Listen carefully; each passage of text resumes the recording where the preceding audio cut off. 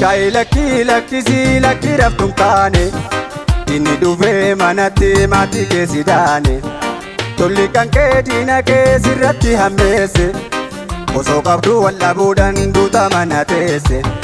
Kai lakkisii lakkii raftuun taane inni dhufee manatti maatii keessi daane tolli kan kee diina kee sirratti hammeesse osoo qabdu wallabuudhaan duuta mana teesse. Osoo qabdu wallabuudhaan duuta mana teesse. Seenaan dhageenne galee harma muraan olee. Seenaan dhageenne galee harka muraan olee. Har'a ijaan agarree morma nama kan qalame. Yaa Oromoo falmadhoo Oromiyaa baraaradhoo. Yaa Oromoo falmadhoo Oromiyaa baraaradhoo.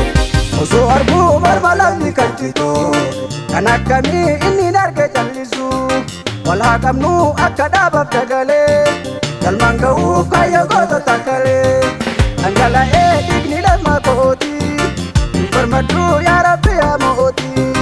Osoo arguu morma lamni kan jitu kan akkamii inni darge jallisu wal haa qabnu akka dhaabaaf dagalee galmaan ga'uuf kaayyoo gootota kalee dhangala'ee dhiigni dhamma kooti barmadhu yaa Rabbi yaa mooti.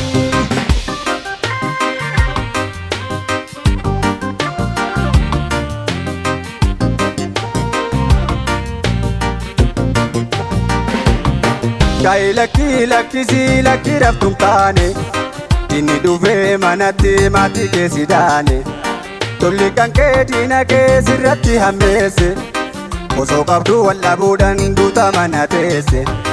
Kai lakkisii lakkii raftuun taane inni dhufee manatti maatii keessi daane tolli kan kee diina kee sirratti hammeesse osoo qabdu wallabuudhaan duuta mana teesse. Osoo qabdu wallabuudhaan duuta mana teesse. Seenaan dhageenne galee harma muraan olee. Seenaan dhageenne galee harka muraan olee. Har'a ijaan agarree morma nama kan qalame. Yaa Oromoo falmadhoo Oromiyaa baraaradhoo. Yaa Oromoo falmadhoo Oromiyaa baraaradhoo. Osoo arguu morma lamni kan jitu kan akkamii inni darge jallisu wal haa qabnu akka dhaabaaf dagalee galmaan ga'uuf kaayyoo gootota kalee dhangala'ee dhiigni dhamma kooti barmadhu yaa Rabbi yaa mooti.